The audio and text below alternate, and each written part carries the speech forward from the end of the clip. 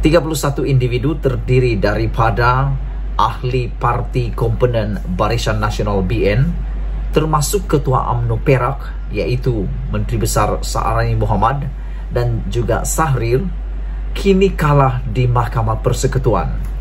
Ini membabitkan gara-gara telah di compound oleh SPRM menerima uang daripada 1MDB.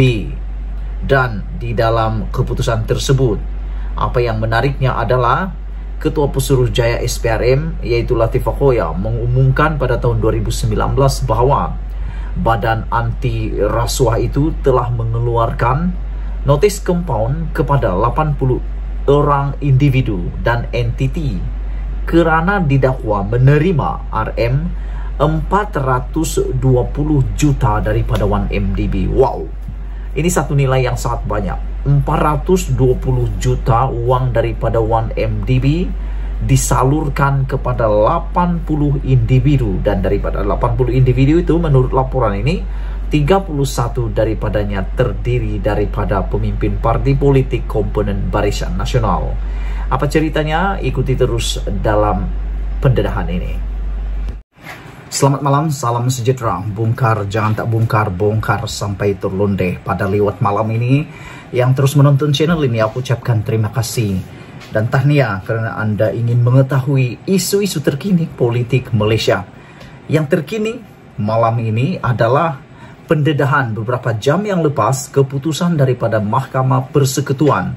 Akhirnya sebulat suara menyatakan bahawa 31 individu gagal cabar notis compound SPRM berkaitan penerimaan uang daripada 1MDB.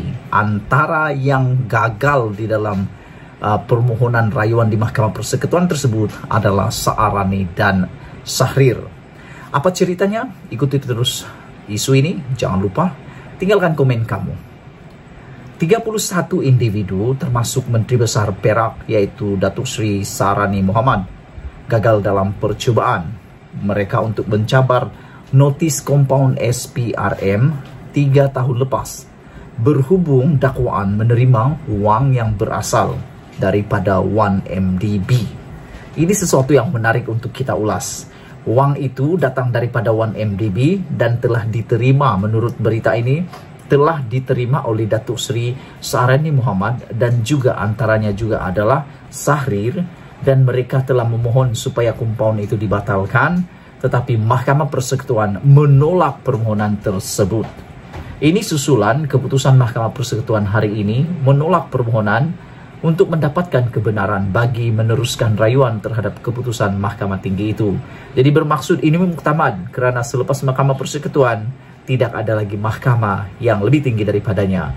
Terpaksalah mereka ini 31 individu termasuk Menteri Besar Perak atau Saarani Muhammad dan juga Sahrir Hamdan. Pada 27 Februari 2020, Mahkamah Tinggi menolak permohonan ke semua individu untuk mendapatkan kebenaran bagi memulakan semakan kehakiman mencabar notis compound SPRM, dan Mahkamah Rayuan juga menolak rayuan mereka pada 15 Oktober tahun lepas.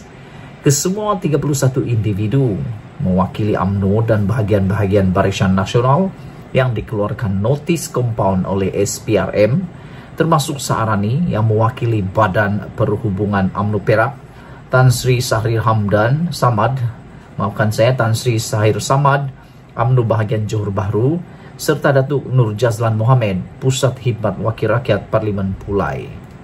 Dalam keputusan itu, Hakim Mahkamah Persekutuan, Datuk Sri Hasna Mohamed Hasim, yang mendengar permohonan itu berkata, tiada isu baru yang dibangkitkan untuk diputuskan oleh mahkamah. Peguam Kanan Persekutuan Ahmad Hanir Hambali alias Arwi yang mewakili SPRM memaklumkan mahkamah bahawa pihaknya tidak meminta kos daripada individu terbabit, dan Hasna juga tidak mengeluarkan sebarang perintah mengenai kos. Dalam permohonan itu, semua 31 individu meminta mahkamah mengisytiharkan bahawa compound SPRM yang dikeluarkan pada 7 Oktober 2019 adalah terbatal dan tidak sah. Mereka turut memohon perintah untuk membatalkan notis compound itu dan instruksi bagi menghalang SPRM menguatkuasakan compound terbabit atau meneruskan tindakan pendakwaan. Pada prosiding hari ini yang berlangsung secara dalam talian, Peguam Muhammad Sahrul Fazli Kamarul Zaman yang mewakili kesemua individu meminta kebenaran untuk merayu bagi membolehkan mahkamah memutuskan 8 persoalan undang-undang. Beliau berhujah, pengeluaran notis compound itu adalah satu keputusan pentadbiran oleh SPRM yang boleh disiasat oleh mahkamah melalui semakan kehakiman. Bagaimanapun, Ahmad Hanir berhujah bahwa keputusan yang ingin dicabar bersifat akademik, memandangkan tempoh untuk menerima atau menolak tawaran compound itu sudah luput tariknya kerana mereka mempunyai selama 14 hari untuk berbuat demikian. Beliau juga berkata, individu tersebut melalui firma Guaman Sahrul Fazli telah memaklumkan secara bertulis bahwa mereka tidak menerima tawaran compound itu. Saudara-saudara sekalian, dengan isu yang amat menarik ini, kita amat tertarik apabila Mahkamah Persekutuan dengan ini menolak permohonan 31 individu cabar notis compound SPRM. Bermaksud nasib mereka berakhir di sana, terpaksalah mereka bersemuka dengan compound SPRM itu. Compoundnya itu tak tahulah, aku pun tak pasti apa bentuknya. Adakah itu dalam bentuk wang ringgit atau sebagainya. Kalau dalam bentuk wang ringgit, aku pun tak tahu juga berapa yang SPRM nak dibayar, berapa yang SPRM nak kemukakan nak dibayar, berapa aku pun tak tahu. Harap-harap nanti Anda boleh tunjukkan dalam komen berapakah yang SPRM mahu. Walau bagaimanapun, aku masih tertarik dengan uang 1MDB yang tersebar luas kemana-mana. Dalam pendedahan dalam berita ini agak jelas bahwa Datuk Sarani Muhammad dan juga Sahril Samad telah menerima uang berasal daripada 1MDB. Adakah ini boleh menjadi bukti penyalahgunaan uang 1MDB? Kita pun tak tahu. Kerana 1MDB adalah milik kerajaan diperbadankan, keuangan diperbadankan. Itu bukan milik parti, itu bukan milik seseorang, tapi milik kerajaan Malaysia untuk memperkembang dan meningkatkan pendapatan negara, bukan untuk membantu parti-parti politik.